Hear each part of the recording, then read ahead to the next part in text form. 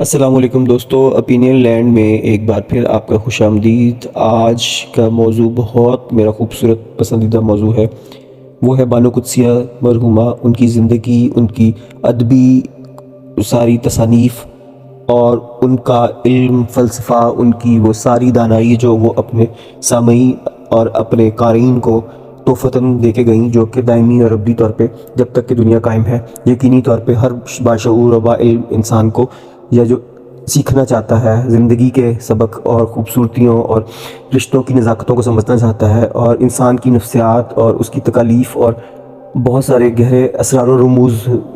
ظاہری اور باطنی علوم کے سیکھنا چاہتا ہے، اس کے لیے روشنی کی کرن ہے، سورج کی روشنی کی طرح وہ چمک رہی ہے۔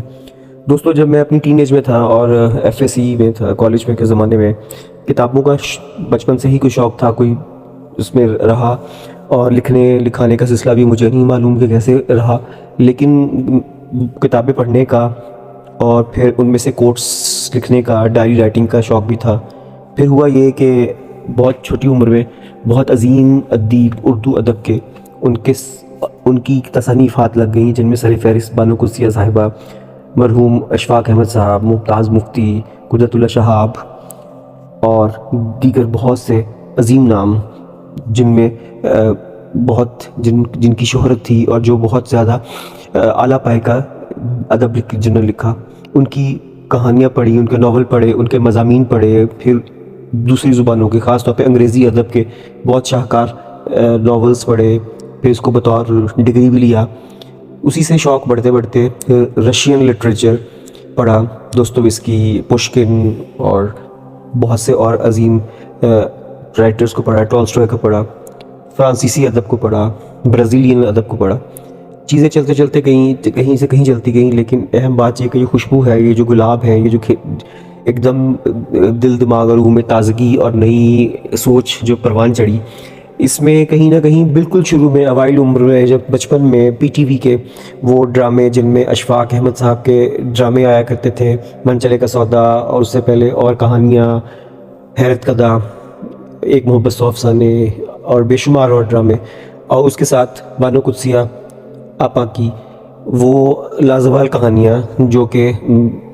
ٹیلی تھیٹر کی صورت میں، لانگ پلیز کی صورت میں پی ٹی وی لاہور سے نشر ہوتی تھی۔ یقینی طور پہ لاہور ہمیشہ سے علمی ادبی گڑھ رہا، اور یہاں کے ڈراموں میں، یہاں کی کہانیوں میں، یہاں کی ساری شاعری میں ہمیشہ ایک زندگی، اس کے بہت گہرے اسرار و رموز اور گہرائی کچھ اور طرح کی رہی، اسی لیے اس کو علم و فن کا شہر کہا جاتا تھا۔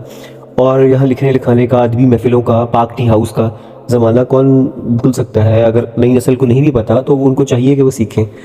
افسوس کی بات یہ ہے کہ آج کل کی نسل کتابیں پڑھنا چھوڑ گئی۔ اس کی بہت سی وجوہات ہیں، میڈیا، سوشل میڈیا اور بہت سی اور زندگی کی تناؤ، تعلیمی دوڑ بہت سخت ہو گئی، کمپٹیشن بہت بڑھ گئے، اور اس کے ساتھ ساتھ کتابیں بہت مہنگی ہو گئیں۔ لائبریریز ہمارے ملک میں بہت کم بنی، مہذب معاشروں میں لائبریریاں بنائی جاتی ہیں اور مفت میں کتابیں ایک طرح سے فری میں ہی دی جاتی ہیں کہ لوگ پڑھیں، سیکھیں، علم شعور حاصل کریں۔ بڑے بڑے ملکوں میں کی باتیں دیکھیں تو وہ ان کے پاس جب موقع ملتا ہے، وہ چاہے ٹرینوں میں سفر کر رہے ہیں، سب ویز میں کر رہے ہیں، بسز میں کر رہے ہیں، ان کے ہاتھوں میں کتاب ہوتی ہے، کوئی رسالہ ہوتا ہے، کوئی اخبار ہوتی ہے۔ ہمارے یہاں پڑھنے لکھنے کا رواج ختم ہو گیا، ہم صرف چیٹنگ اور سوشل میڈیا اپلیکیشنز اور اس کے ساتھ ساتھ ہم دوسری چیزوں میں انوالو ہو گئے۔ ٹھیک ہے، وہ اپنی جگہ ہے، لیکن اسی کی وجہ سے ہمارا ڈرامہ، جو کہ ہمارا ٹیلی ویژن ڈرامہ، جو کہ صرف جنوب مشرقی ایشیا ہی نہیں، ایشین اور بہت سارے اور ممالک سے انعامات لے کے آتا تھا، ایوارڈ یافتہ تھا کہ ہمارا ڈرامہ، وہ سب کہیں کھو گیا۔ اور آج ہم ایک ساتھی سے بہت ہی بے معنی سی کہانیاں اور بے معنی سے ڈائلاگس کو فیس کر رہے ہیں، کیونکہ ہمارے پاس بانو قدسیہ، اشفاق احمد، منو بھائی، امجد اسلام امجد، حسینہ معین، فاطمہ ثریا بجیا اور بے شمار ایسے لوگ نہیں ہیں جو کہ بہت اعلیٰ پائے کی اور بہت شستہ زبان میں بہت بہترین کہانیاں بیان کرتے تھے، جن کی زبان و بیان میں بہت عبور تھا، اور جو کوئی مہذب معاشروں کی، کوئی اقدار کی کوئی باتیں کرتے تھے۔ یہاں بات ہو رہی ہے بانو آپا کی۔ جی، وہ جگت آپا تھیں، ان کو بانو قدسیہ بھی بہت کم لوگ کہتے تھے، بانو آپا کہلاتی تھیں، ان کو لوگ ماں جی بھی کہتے ہیں، اور وہ بالکل وہ تمام شاید پاکستان کی کیا سارے اردو ادب جاننے والوں کی اور سب کی ہی ماں تھیں۔ ان کے اندر ممتا کوٹ کوٹ کے بھری تھی۔ اشفاق احمد صاحب اور ان کا بانو آپا کی جوڑی کیا کمال کی جوڑی تھی، روحانیت، تصوف، علم، شعور کی کس نہج پہ اللہ تعالیٰ نے ان کو کیا عنایت کیا. ایک ایسی خاتون جن کا جنم ایک عیسائی گھرانے میں ہوا، کانوینٹ کی تعلیم یافتہ، جن کو اردو بھی مشکل سے آتی تھی، اور اس کے بعد نہ صرف یہ کہ انہوں نے اردو میں ایم اے کیا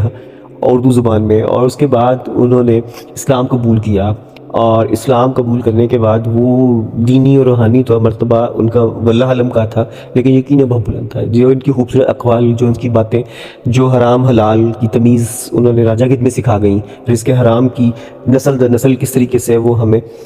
دیوانگی پہ مجبور کرتا ہے، اور ہمیں وہ اتنے سارے زندگی کے گہرے فلسفے ہمیں جو چھوڑ گئیں، جو بڑے بڑے علماء، بہت بڑے بڑے دینی رہنما اور بہت اپنے وقت کے بہت اعلیٰ پائے کے لوگ نہ دے سکے، وہ درس دے گئیں. تو یقینی طور پہ ان کا مقام اللہ کے ہاں بہت بلند تھا، اور آخری وقتوں میں وہ بالکل اپنی ایک سمجھے تو داستان سرائے ایک ان کی کٹیا تھی، ایک خانقاہ تھی، جہاں پہ جو جاتا تھا سائل اس کو اپنی اس کی جواب بھی ملتا تھا، اس کی تشفی بھی ہوتی تھی. اس کا ایک چھوٹا سا واقعہ یہ ہے کہ مجھے کبھی ہمت نہیں ہو سکی بانو آپا کے پاس جانے کی. مجھے بہت شدید والہانہ انداز میں ان کو اپنی روحانی استاد مانتے ہوئے بھی میں ان کے حیات میں ان کو ملنے کی شدید خواہش رکھتے ہوئے نہیں جا سکا. میرے ایک زندگی کے دور میں ایک بہت شدید مشکل میں تھا، اور مجھے 2-3 سوال تھے جو اٹکے ہوئے تھے، اور کیوں کر کے مجھے کھائے جا رہے تھے. ایک باغیانہ سوچ تھی، وہ دور عمر ہی ایسی ہوتی ہے. تو میں نے بانو آپا کو ایک چھوٹا سا خط لکھا جس میں راجا گدھ، جو کہ میری آج بھی اردو ادب کے پوری دنیا کے ادب میں سب سے موسٹ فیورٹ، سب سے پسندیدہ ترین کتاب ہے، اس کو تعریف چھوٹی سی کرنے کے بعد اس کے بعد میں نے اپنے سوال 1 2 3 کر کے میں نے بلٹ پوائنٹس میں لکھے، اور اس میں ان کا میں نے جوابی لفافہ ڈالا. اور ان کے گھر کے باہر ایک باکس تھا، لیٹر باکس، اس میں داستان سرائے جو کہ ماڈل ٹاؤن لاہور میں واقع ہے، میں نے ڈالا. مجھے توقع نہیں تھی، اور یقین مانیے کہ 4-5 دن گزرے ہوں گے، ہفتے کے اندر مجھے اس کا جواب آیا. ایڈریس میں نے جوابی لفافے میں لکھا ہوا تھا. مجھے بانو آپا کی اتنی خوبصورت لکھائی میں مجھے ان شکریہ ادا کیا گیا. پہلے تو بانو آپا نے راجا کی تعریف کرنے کا اور اس کا بارے میں ہوئی بات، اور اس کے بعد انہوں نے جس ترتیب سے میں نے سوال کیے تھے اسی ترتیب سے اتنے مختصر لیکن جامع انداز میں ان کے جواب دیے کہ جو آج تک میرے لیے مشعل راہ ہیں. افسوس کہ وہ کاغذ میرے پاس سے گم گیا، ورنہ یقینی طور پہ وہ ایک فریم کرا کے رکھنے والا تھا، اور وہ کل کو یقینی طور پہ وہ ایک ہوتی ہے نا جو نوادرات ہوتے ہیں ان میں تھا. لیکن مجھے اس کو کبھی اس طریقے سے نہیں، میں نے اس میں سے جو اس وقت اپنے کرب سے نکلا، میں نے تکلیف سے گزرا اور سیکھا، اس نے آج تک میری رہنمائی کی. اور بانو آپا کی کتاب راجا گدھ ہو، پھر شہر لازوال، آباد ویرانے، حاصل گھاٹ، امر بیل، چہار چمن، کون سی کتاب ہے جو ایک سے بڑھ کے ایک نہیں. ان کے ڈرامے اٹھا کے دیکھ لیجئے پی ٹی وی کے دور کے، ہر ایک میں ایک درس ہے، ایک تعلیم ہے، ایک بہت گہرا علم ہے، اور رشتوں کی اہمیت اور اللہ تعالیٰ سے تعلق بہت واضح طور پہ ملتا ہے. لیکن تبلیغ ایک مخصوص انداز میں نہیں ہے کہ دوسرے کے سر پہ ہتھوڑے کی طرح مارا جائے، پیار سے، محبت سے. جو ان کی گفتگو کبھی آپ ان کے موجود یوٹیوب پہ یا کسی اور بھی جگہ پہ ان کے پی ٹی وی دہراتا رہتا ہے، اشفاق احمد صاحب مرحوم اور ان بانو آپا کے انٹرویوز، کبھی آپ ان کی گفتگو سنیں، ان کی دھیما پن، ان کی تہذیب، ان کا جواب دینے کا انداز، انتہائی سخت اور تلخ سوال جو شاید کسی اور کو بیزار کر دیں، چچڑا یا کوئی غصے والا جواب آئے یا کوئی تنقیدی جواب آئے، اتنی محبت شائستگی سے وہ سکھانے والے ممتا بھرے انداز میں جواب دیتی تھیں. تو یقیناً ایک وہ بہت عظیم انسان تھیں، اور اللہ کی نے بے شک ان کو بہت نواز رکھا تھا، صرف ظاہری علم سے نہیں، اور بہت سے علوم ان کے پاس تھے. اور اس کے علاوہ ان کی کتاب راجا گدھ یقینی طور پہ ان سب لوگوں کے لیے جو تھوڑا سا بھی پڑھنے پڑھانے سے تعلق رکھتے ہیں اور جن کو زندگی کا سبق سیکھنا ہے، تو میں ان کو یہ گزارش کروں گا کہ آپ راجا گدھ کو بہت غور سے شروع سے پڑھنا شروع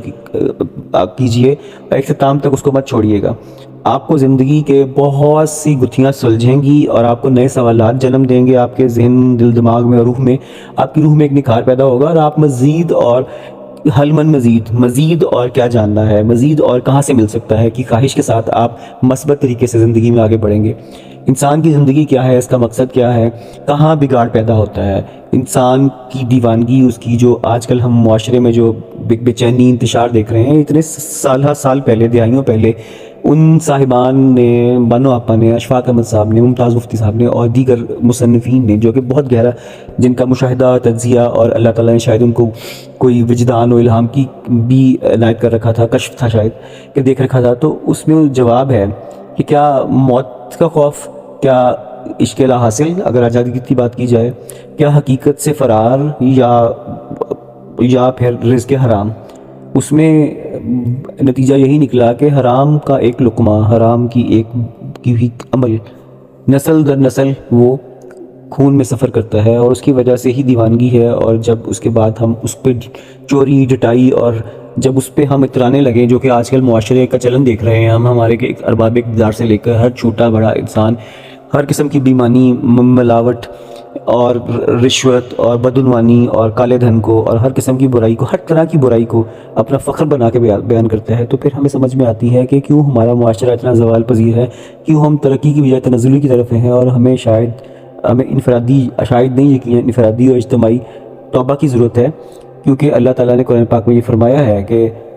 جیسی قوم ہوگی اس پہ ویسے ہی حکمران نازل ہوں گے۔ یہ ایک عذاب کی قسم ہے، کمی بیشی اللہ تعالیٰ معاف فرمائے، یہ اس کا مفہوم یہی ہے، اس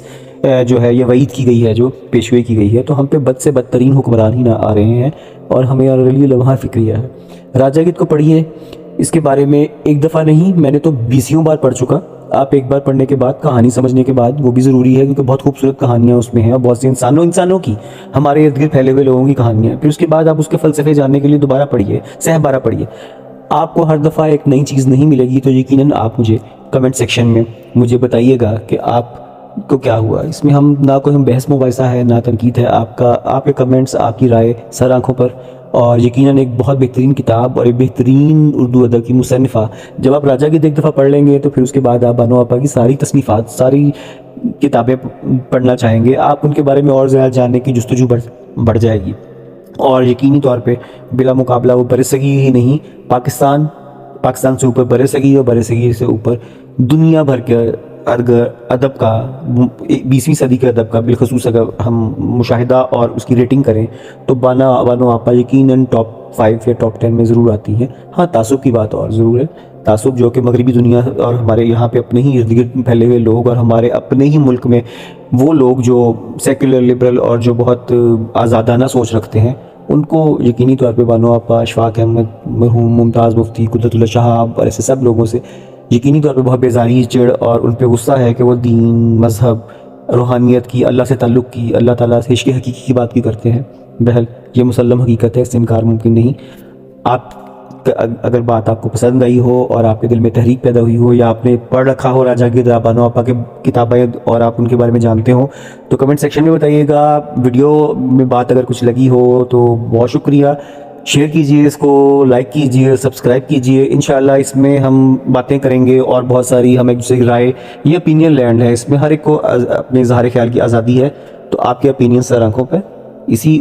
دعا کے ساتھ کہ اللہ تعالیٰ سب کو آسانیاں عطا فرمائے، اور آسانیاں تقسیم کرنے کا ہم سب کو شرف عطا فرمائے، آمین ثم آمین۔